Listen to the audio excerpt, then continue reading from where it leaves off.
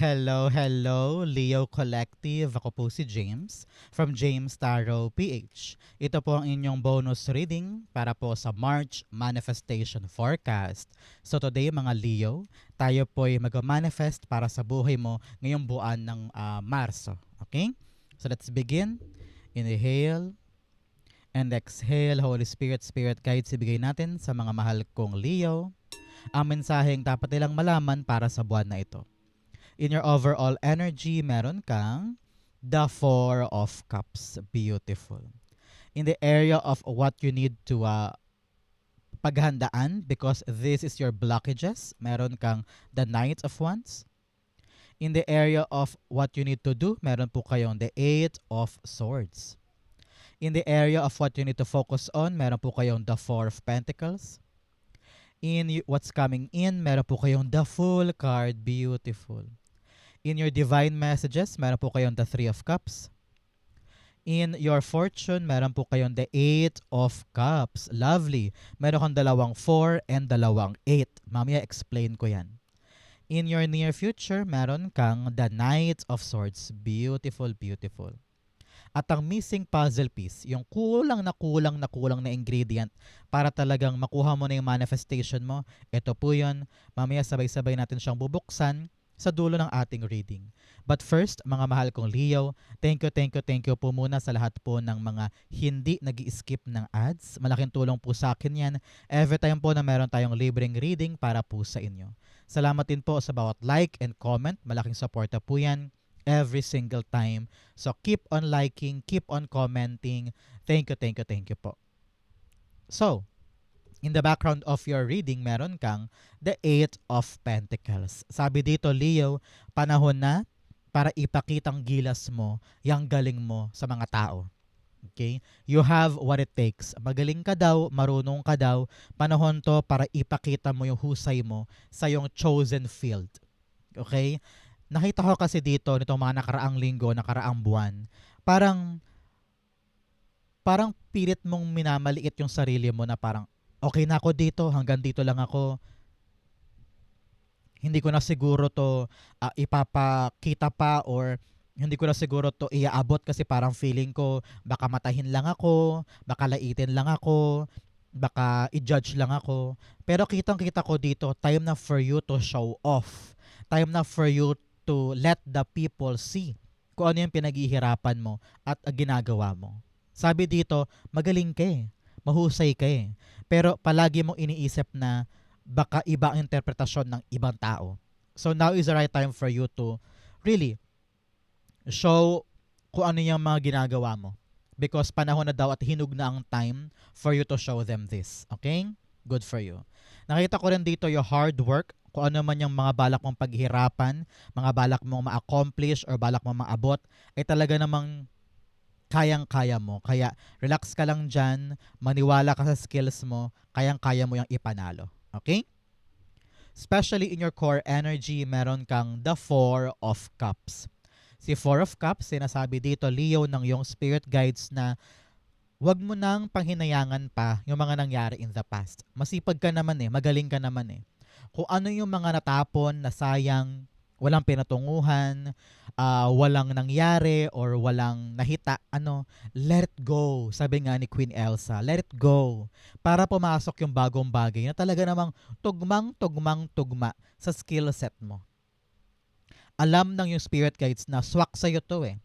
Kaya kung merong umalpas, may kumawala sa kamay mo, may darating na mas higit pa at mas maganda pa na talaga namang yung power set mo, yung kakayanan mo, ay dito ka talaga mag-excel. Okay? So, isipin mo na lang, Leo, kapag may nawala, kapag may natanggal, may kapalit yan na mas maganda. At doon ka talagang, tawag dito, mag-level up.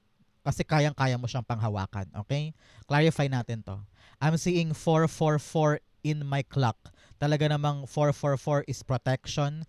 Meron ka rin dalawang 4 here. Talaga namang you and your family are protected, guided this time by your spirit guides and angel guide. So after watching this video, mag-thank you ka, magdasal ka to give thanks for the protection na meron ka. Okay?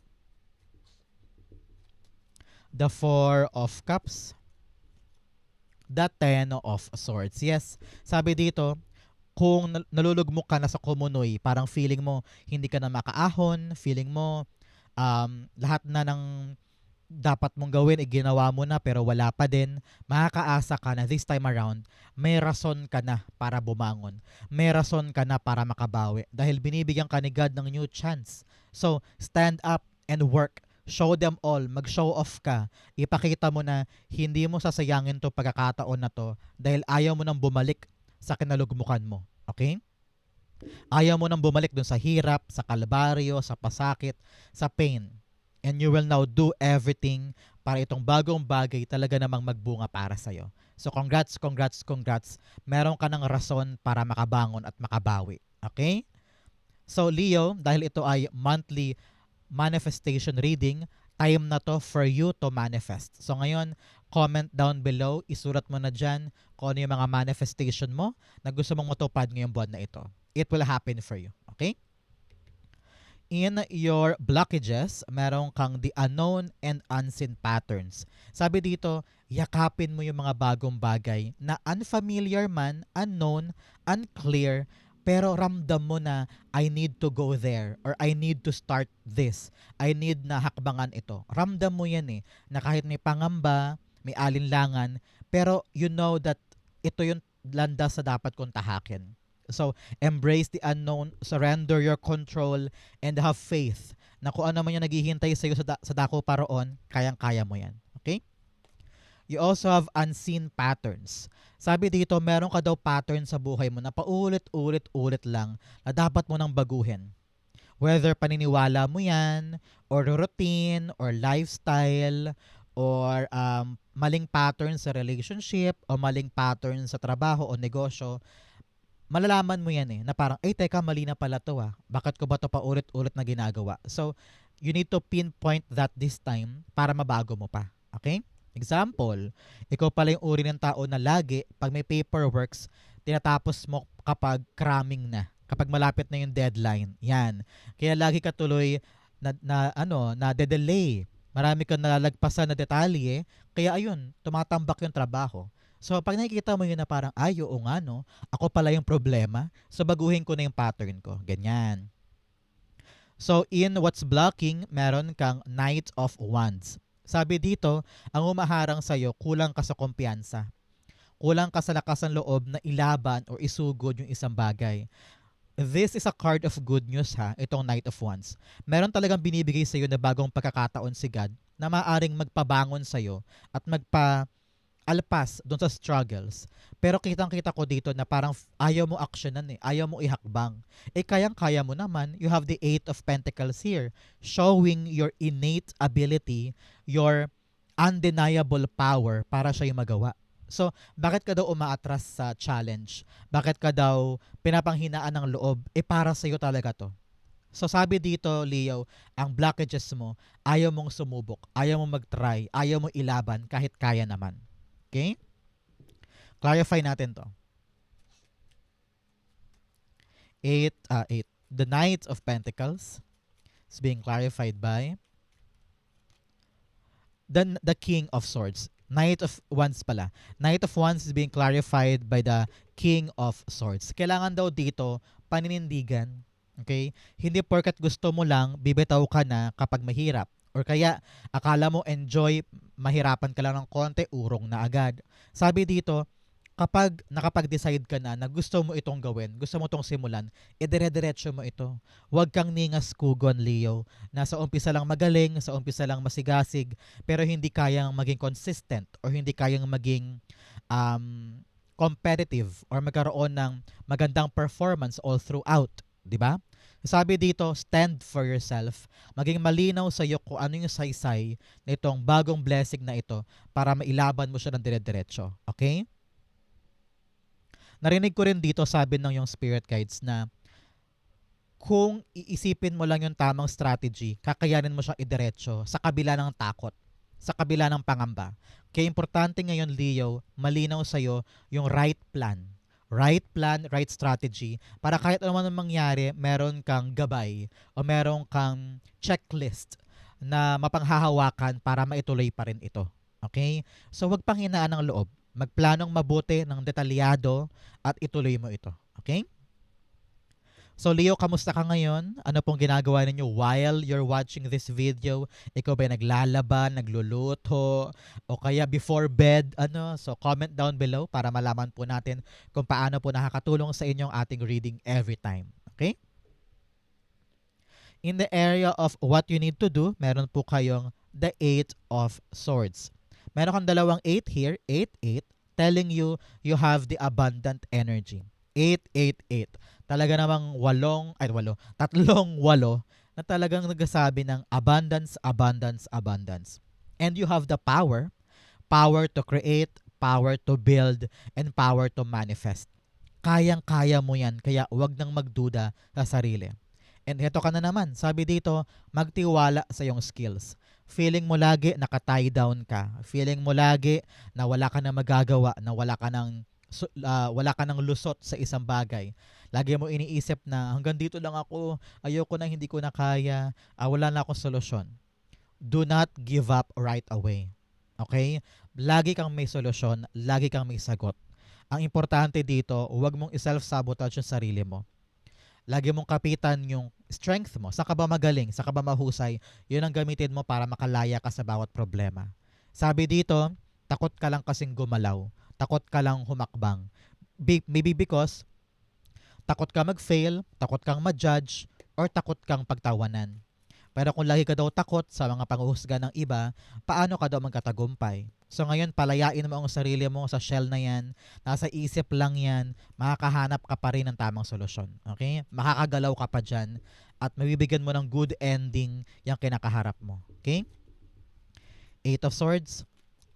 The Hanged Man. Yes, iniisip mo lagi stuck ka. Iniisip mo lagi na wala kang magagawa. Pero sabi dito ng Hanged Man, tignan mo lang sa ibang perspektibo yung issue. Baka nandoon ang sagot. Baka naman kasi ito ang problema, ito ang solusyon mo, hindi na nga gumagana, pinagpipilitan mo pa. Kaya ang ending, walang solusyon tuloy. So sabi dito, kung ito ang problema mo, ito ang solusyon mo, at hindi gumagana, edi hanap tayo ng ibang solusyon. Plan B, Plan C, hanggang Plan Z, di ba? So hanapan mo ng ibang angulo yung problema mo. Baka nandoon yung tamang timpla na swak na solusyon sa problema. Sabi dito, sa totoo lang, hindi ka naman talaga stuck. Kailangan mo lang talaga maging madiskarte, maupo, mag-isip para maliwanagan ang isip sa tamang solusyon. Okay? Good for you. In the area of what you need to focus on, meron po kayong the Four of Pentacles. Sabi dito, mag-focus ka sa yung finances, okay? Yung pera mo, yung ipon mo, wag basta-basta gagastos, wag bili ng mga bagay na hindi naman kailangan, o kaya wag emotional buying, yung parang malungkot ka lang, bibili ka ng 10 bag, o kaya magalit ka lang, bibili ka ng bagong kotse, mga ganyan, no? So, ibig ko sabihin, hindi dapat emosyon ang magdidikta ng kilos mo pagdating sa pera. You really need to take good care of your finances, budgeting, ipon, pambayad ng utang, pambayad ng upa. Kailangan consistent yan, nakabantay ka para naka-align, balanse ka, stable, kumbaga. Sabi rin dito, panahon na Leo para i-evaluate mo kung ano yung mga niyayakap mo sa buhay mo. Halimbawa, ito bang taong ito ay nag-e-effort ako sa kanya pero yun pala, pag nakatalikod ako, binabackstab niya ako. So, kailangan ko na siyang i-let go. Ibig sabihin, wag mong pilit yakapin yung mga tao or bagay sa buhay mo na alam mong dapat nang bitawan, na alam mong dapat nang pabayaan para pag maluwag na yung mga kamay mo, may pumasok pang bagong mga bagay or tao na kayakap-yakap at kaingat-ingat mula kay God. So, paluwagin na ang yakap sa mga bagay na dapat nang paalpasin para makapasok talaga yung mga bagong bagay. Okay? The Four of Pentacles. Yes, the Queen of Pentacles. Kung talagang gusto mo daw tumubo ang kaperahan sa buhay mo, kailangan talaga na mag-focus tayo sa ating shared resources. Kung kayo ay mag-asawa, kung kayo ay magulang-anak or anak to magulang, dapat daw yung expenses and resources sa pamilya, dapat yan ay pinag-uusapan, matibay, stable. Example, Leo, pangarap mo makapagtayo ng bagong negosyo or makaipon para makabili ng bahay, kailangan talaga ngayon bantay sarado ka sa iyong kaperahan. Okay? Kung kailangan mag-ipon, naku, maging stricto ka dyan. Kung kailangan wag na munang gumastos, kailangan talaga kamay na bakal ang ipairal mong disiplina para itong pag-iipon para sa pera ay maganap in the future. Sabi rin dito, yung mga hindi na kailangan bitawan na para itong inaalagaan mo tumubo ng mabilis at matibay. Okay? Importante yan for you. In the area of what's coming in, meron kang joy and delight. Sabi dito, open your heart to joy. Wag mo laging isipin na talo ka na stuck ka na. Wag mo laging isipin na nakalugmok ka na lang dito kasi may bagong darating eh. So ma-excite ka, magalak ka sa mga bagong bagay na magdudulot ng buhay or kulay sa'yo. Okay? You also have infinite abundance. Yes, 888 talaga namang abundance para sa'yo. Claim mo to, nakasulat, abundance is pouring into my life. Claim it, claim it, claim it. It will be yours, okay?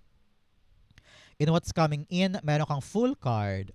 Sabi dito, panahon na ng bagong opportunity. Panahon na ng bagong bagay na dapat mong yakapin na medyo nakakatakot pero this thing can really solidify or maging stable ang iyong kaperahan. Huwag mong isipin na hindi mo kaya. Hanapin mo yung ibang perspektibo para lumakas ang loob mo na kayanin tong bagong simula na ito. Huwag kang umatras, i-enjoy mo lang, try mo lang, subukan mo lang, and you will see na kayang-kaya mo siyang panindigan. Sabi dito, very exciting ito eh. Ramdam ko yung energy of excitement, Leo. Maganda siya, kapanapanabik, talagang swak para sa'yo, at dito ka talaga mag-excel kasi kayang-kaya mo to. Ramdam ko na marami ka na experiences sa bagay na to. Kaya parang kahit paano, sisiw sa'yo yung pagsisimula ng bagay na ito. No? Ang kailangan lang talaga, lakas ng loob at tiwala sa sarili na kaya mo. Okay? The full cards being clarified by, you have the Lover's card. Yes, Lover's card, maaring meron ka ng risk pagdating sa iyong relasyon. Halimbawa, kung kayo ay mag-girlfriend, boyfriend, ngayon balak nyo nang magpakasal, or balak nyo nang bumukod, or balak nyo nang lumagay sa tahimik, no? Talagang iselyuhan ang inyong ugnayan, magpakasal, ganyan. Or mag-propose, ganyan. Sabi dito, para sa iba na hindi naman love life ang tinutumbok ngayon, meron ka daw choice eh. Choice sa dapat mong panindigan at talagang itulay, no? Time na for you to take a risk, make a bold move para sa iyong mga desisyon. Example, choice mong magkaroon ng milk tea shop ngayon. May pera ka na, nakapaghanda ka na, may posisyon ka na, panahon na talaga para tumulay doon. Kumbaga, labanan mo na yung takot, gawin mo na, parang ganon. O kaya pangarap, ang choice mo ay pumunta talaga sa Vietnam, halimbawa. Sabi mo, teacher ka, may teaching job sa Vietnam, halimbawa. So, if this is your choice, panindigan and take a risk. Be brave na itulay. Parang ganon. Okay? So, congrats po sa mga choices ninyo. Panindigan yan, itulay mo yan. It will be abundance para sa'yo and a change of your story. Okay? Congrats po, i-claim mo to kung para sa'yo to. In your divine messages, meron kang meditate and contemplate. Sabi dito, magmuni-muni, lakad sa park, kahit sa bahay lang sa garden, para makapag-isip at para malaman mo yung tamang action mo. Okay? You also have a personal issue reaches resolution. Meron daw po kayong mga issue pampersonal na ngayon ay masasolve na, okay na, makakalagpas ka na dyan, at smooth sailing na ito. So, congrats po. In your divine messages, meron kang the Three of Cups. Sabi dito ng yung spirit guides, huwag mong kalimutan yung mga taong tumutulong sa'yo along the way. Yung mga taong nandyan sa paligid mo through ups and downs. Pag walang-wala ka, no? Sila yung mga tao talagang kumakapit sa'yo. At pinapalakas ang loob mo at binibigyan ka ng moral support. Surround yourself with the right people para magawa mo rin yung tamang hakbang. Kilalanin mo kung kanino ka dapat talaga maglaan ng effort sa hindi. Sabi rin dito, magalak ka dahil merong good news or big announcement kang dapat abangan this time. Nadlabis-labis mong isa-celebrate with family and friends. Maaaring ito yung good news na talagang kakapitan mo na magdudulot sa'yo ng bagong simula. Okay? Either some of you are getting promoted or approve yung isang bagay. Yes, Empress cards all about you. Your abundance ang pinagmamalaki dito. Your abundance ang sineselebrate dito. Dahil tinrabaho mo, pinagtiyagaan mo, ayun, yung kinecreate mo, talagang nabuo na ipanganak mo. And flying colors ito, pabor sa iyo yung outcome, and your family and friends are celebrating with you. Okay? So congrats po sa mga ginagawa mo ngayon, pinaghihirapan mo. Dahil sa hard work mo, nagbunga ng maganda at talaga namang worthy ito ng celebration. Ikain mo na lang ako pag dumating na, okay? Congrats, Leo.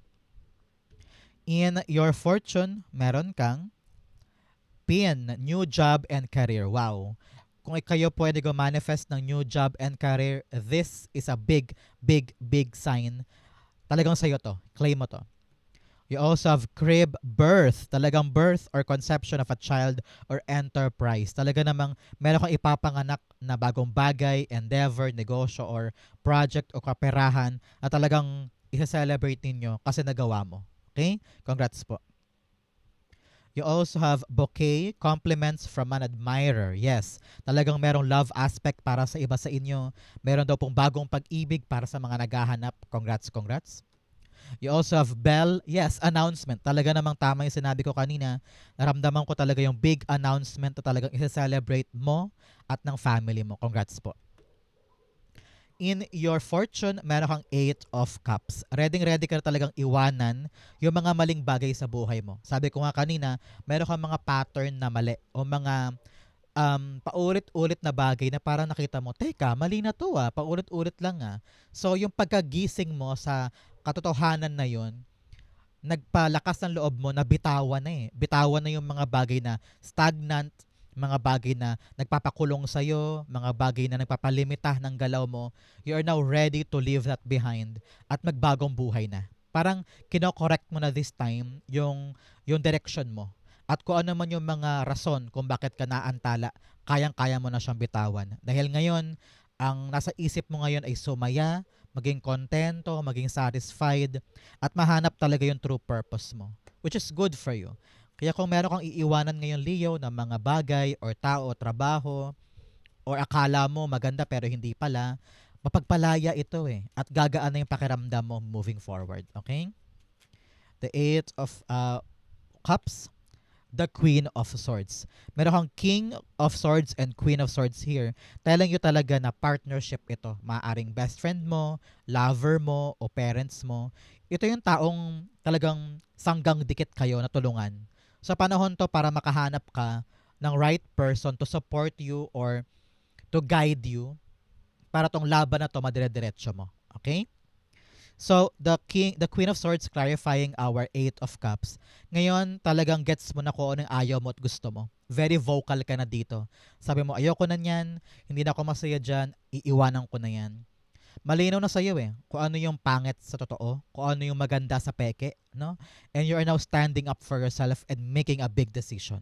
Good for you. Ngayon, matapang ka na iwanan yung hindi para sa'yo at takbuhan at puntahan yung talagang alam mong fulfilling and happy for you. Good, good, good. Nasa tamang landas ka na. Okay? In the area of your near future, meron kang the Knight of Swords. Sabi dito ng iyong spirit guides, bilang paalala, Leo, huwag padalos-dalos. Alam ko na masigasig ka, gigil ka to get that abundance, gigil ka to start over, and to prove to everybody na kaya mo. Pero sabi dito, relax ka lang. Dahan-dahan lang. Tipirin mo ang iyong energy. Huwag mo ubusin ng isang pasadahan lang, no? Learn to rest, learn to plan ahead, learn to delegate jobs or delegate tasks para hindi ka mahirapan ng ganyan or hindi ka magmalabis sa iyong energy. Time to para ang tawag dito yung mag-slow down yan. Para bawat aspeto mahawakan mo at wala kang makaligtaan. Okay? Importante to. Clarify natin. The Knight of Swords being clarified by the Nine of Cups. Alam mo na, Leo, kapag lumalabas si Nine of Cups in any of my reading, time mo na to para mag-wish. So ngayon, pumikit ka na, make a wish para sa'yo to. Okay? So Nine of Cups nag-confirm sa ating Knight of Swords. Sinasabi dito ng iyong spirit guides na huwag padalos-dalos pagdating sa iyong pangarap. Okay? May tamang proseso, may tamang paraan, may tamang timing. Hindi porket gusto mo na, kukunin mo na agad, baka mapurnada lang. Okay? So, Slowly but surely, you're gonna get there. Ang importante, sigurado tayo sa bawat hakbang. Walang mintis, walang pabara-bara, kalkulado. Okay? Yun ang importante. Para ma-make sure mo na pasok talaga to para sa'yo. Okay? Dapat ganon. Isa-isip mo yan. Ang missing puzzle piece sa buhay ni Leo para matupad na yung manifestation niya this month, you have the King of Pentacles. Yan. Ang kulang daw sa'yo dito, Leo, ay praktikalidad. Kailangan ikaw yung uri ng tao na hihimayin mo muna. I-make sure mo na bawat hakbang kaya ko. Kasi kung hindi ko kaya to, hindi to practical. Okay? Kung kaya ba to ng pera ko, kaya ba to ng isip ko today, kaya ba to ng katawang lupa ko, dapat i-ano mo yon, take into consideration para bawat hakbang mo ay practical. Kayang-kayang gawin, kayang-kayang isabuhay. Sabi rin dito, panahon na para maging seryoso ka sa long term. Long term na kita, long term na money, long term na gagalawan o long term na bahay, no? O negosyo. Sinasabi dito na hindi tayo pwedeng kumilos ng patalo. Okay? Nasa iyo na yung expertise eh. Magaling ka na, marami ka nang natutunan, expert ka na dyan, bihasa ka na dyan, at kaya mo tong trabahuhin. Pero minsan tayo pinapangunahan ng, alam mo yung tigas ng ulo or parang pride, ego, ganyan. Kaya sabi dito, make sure na ikaw ay humble enough to recognize kung ano yung mga practical kung dapat gawin. Kasi pag medyo masyado tayo ma-pride, ang gagawin natin magarbo, malawak, magastos, di ba? Sa huli, ikaw pa rin talo. Kaya importante dito, start small. Start small, humble beginning. Unti-unting lakad lang.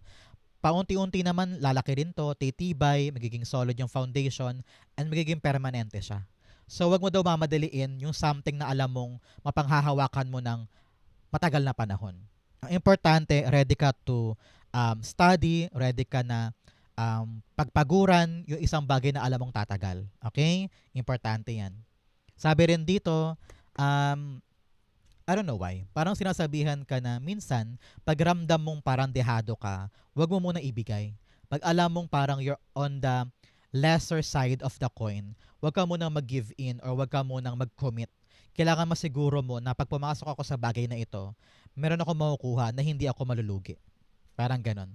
Mag-a-apply yan sa love life, sa career, sa kaperahan, sa negosyo, no? Kahit sa ang aspeto ng buhay, huwag kang kikilos ng patalo ka. Okay?